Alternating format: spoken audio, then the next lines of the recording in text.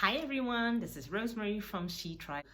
This one is about the 5 biggest mistakes people make on social media. A lot of us struggle with, oh my God, how many times do I have to post a day? Do I have to post on a Wednesday evening or a Sunday morning? Blah, blah, blah. There's so much out there that we're kind of confused on what to do, what not to do. And I've just put down 5 things that I learned that are, gonna definitely help you out with it. So the first one is the first biggest mistake is people are being vague on or unclear about what it is that they do. So, for instance, if you are a hairdresser or you're a makeup artist, on your Facebook page, whether you're personal or Instagram, it's not very clear that that's what you do. So sometimes you post about dogs and cats, sometimes you post about hair, but sometimes you post about cars and you post about other things, and people aren't very clear what it is that you do because it's not clear in the pictures, it's not clear in your description, so it's not clear in the bio. There's nothing that actually says you have a business. So that's a real problem, because if you're on social media, you might as well use it to let people know what it is that you do.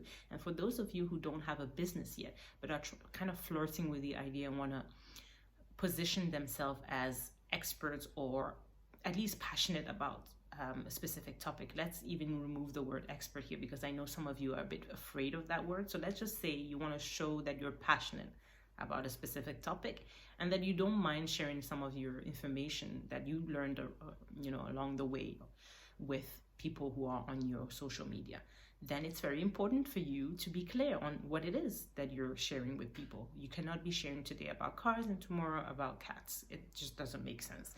Second point is related to the first one, which is posting random stuff that has nothing to do with your business. So I learned that actually that's worse than the first one. So when it's not clear what you do, at least people cannot take it for it's not a problem. But once you say you're, let's say, a hairdresser or a tailor or whatever specific passion you have, where you post about something completely random just because you're following what the hype is. So today it's about whatever, that's what you're posting about. Tomorrow it's about this, you're posting about it, but it has nothing to do with your area of interest or passion or expertise. Stop doing that. Number 3, you're not posting often enough on your business. So the first one is you're not clear. Nobody knows that you actually are doing anything. Second is you're posting random stuff.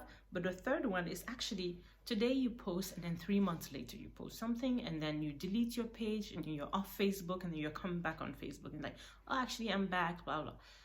All of us go through a moment where we need a digital detox. But if you need a digital detox for more than, for that long, then maybe you're doing something wrong. Maybe you need to find a way to have a proper schedule, because, for instance, I go on social media every day, but I don't go on it to browse on other people's pages. I actually go to post the stuff I need to post and reply to comments or likes or check a few things. But I literally don't go there to watch what other people are doing. And one of the most valuable things I learned is that, I think Brendon Burchard said this, when you go on social media, and you watch other people's life, make sure you post something that is relevant, that is going to impact someone else's life. So before you watch other people's life, watch your life and post something. So that's something I would share with you. Be more consistent in your posting, but don't be overly ambitious. Like, I'm going to post 5 times a day. That's never going to happen unless, you've been doing this for a while and you have the time to do so. But if you have another job and this is your side hustle or side thing, it's not going to happen. So I don't post 4 times a day. It would be ideal, but I don't. So I try to post once a day. And to be honest, that's even hard, but I try to commit to that at least. When it's a good day, I can post 2 or 3 times. But once, maybe it's a feed thing, once is a story thing, and then another time is just a repost of something. So try and find what works for you to make it more consistent. 4th point is actually related to the 3rd one, which is ghosting on your audience. So you just disappear completely. You don't say anything, and then you're just not there. And that's really negative, because it doesn't build trust. Let's say people are following you on something and then all of a sudden you're just gone for like months and months and months. and then all of a sudden you pop up again and you don't even say where you went. You just act like everything is normal. Why? It's probably because you treat your social media page as if it's your private thing. But once you're out there and you're opening your life to others, it's no longer kind of private. You kind of owe it to the people following you to know what's going on, like why were you gone. And because the third one is not posting consistently enough about your business. So it means that you do post every now and again, but it's really not about your business and it's inconsistent. And this one is just that you're kind of gone and you're not building trust. So sometimes you're completely not on the platform, not active at all. And we all go through moments in our lives where we're like, yeah, I just can't deal with this anymore, blah, blah, blah. That's why I go back to the third point where you have to kind of make up a schedule that works for you and maybe get help, because that leads to the fifth point, which is a mistake that a lot of people make is, and that people do that because they're kind of overwhelmed and like, I don't know this social media thing, I just don't want to be on Instagram, I don't want to be on Facebook, I don't want to be on LinkedIn, I'll just get someone else to do it. Getting help is not the problem, but pushing it all on someone else is a problem, because there's no one who can speak your language as well as you do unless they've been with you for a while. So I have someone that I work with, but I've been doing this with them for a while, and she understands me and she understands why, and I do have an input, so she doesn't just randomly post stuff.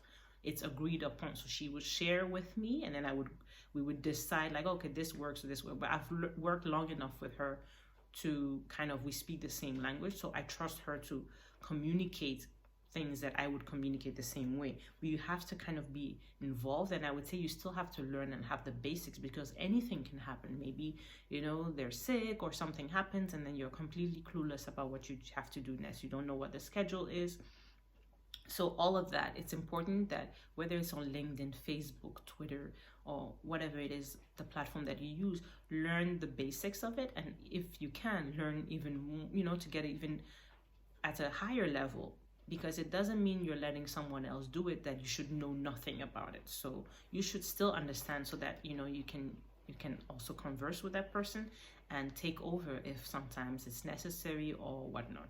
So these were the few tips I wanted to share with you. I hope you enjoyed it. And if you've ever struggled with anything on social media and you have a solution, you have a little tip to share, feel free to do so with me and the rest of the group. See you soon. Bye-bye.